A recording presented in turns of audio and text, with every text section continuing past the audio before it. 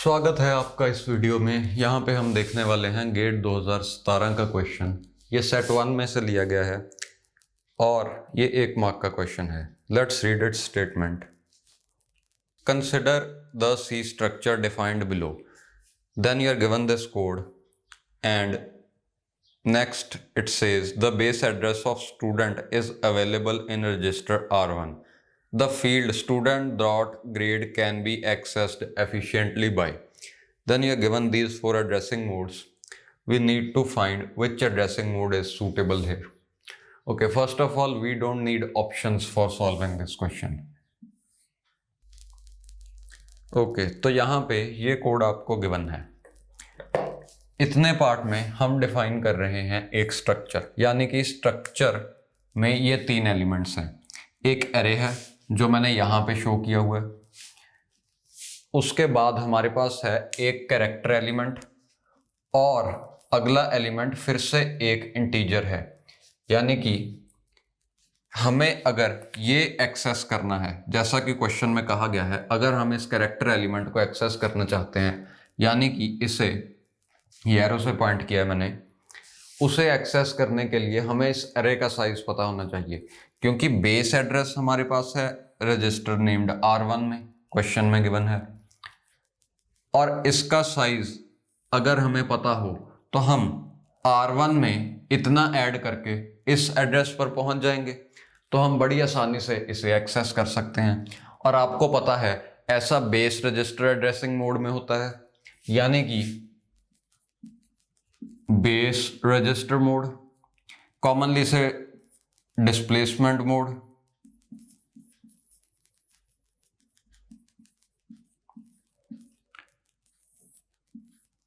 इसे displacement mode भी कहते हैं या बेस रजिस्टर मोड भी कहते हैं, और कुछ ऑथर्स इसे इंडेक्स्ड एड्रेसिंग मोड भी कहते हैं। The terminology here can be bit ambiguous, but इस क्वेश्चन का आंसर बड़ी आसानी से आपको ऑप्शंस देख के पता लग जाएगा। तो ऑप्शंस अगर आप देखो, उसमें से डी पार्ट आपका आंसर है। हमें गिवन है इंडेक्स्ड एड्रेसिंग मोड। पहले 3 ऑप्शंस बड़ी आसानी से रिजेक्ट किए जा सकते हैं। A is post increment, B is pre decrement. ये दोनों मोड्स लूप्स में यूज होते हैं, पोस्ट इंक्रीमेंट और pre decrement, rather pre increment और पोस्ट डिक्रीमेंट, यानी कि ये चारों ही लूप्स में ही काम आते हैं। कैसे? बिकॉज लूप्स में हम एक वेरिएबल की वैल्यू चेंज करते हैं।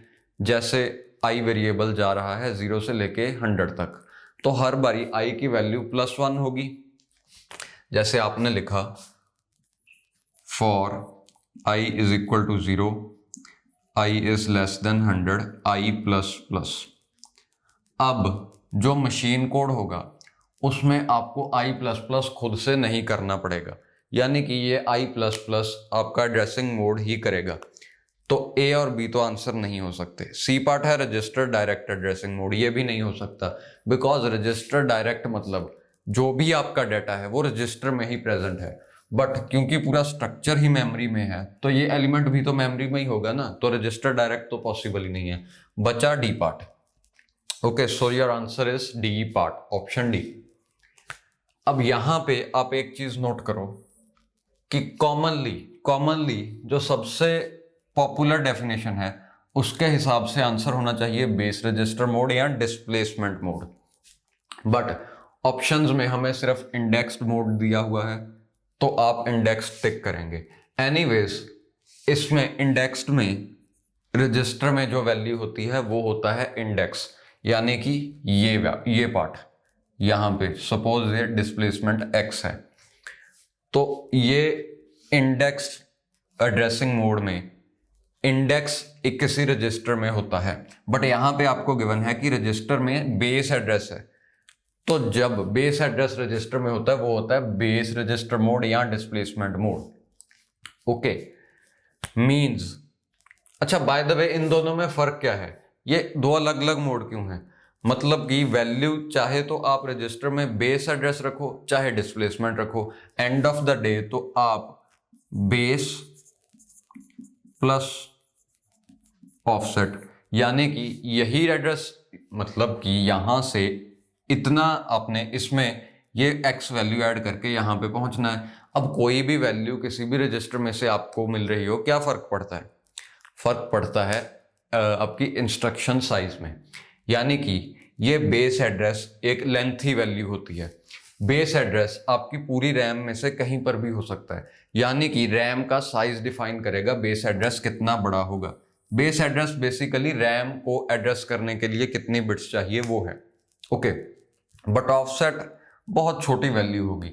जैसे अगर इसका टोटल साइज ही 500 बाइट्स है, ओके, तो ऑफसेट 0 से लेके 500 तक ही होगा, हम इससे बाहर थोड़ी ना चले जाएंगे।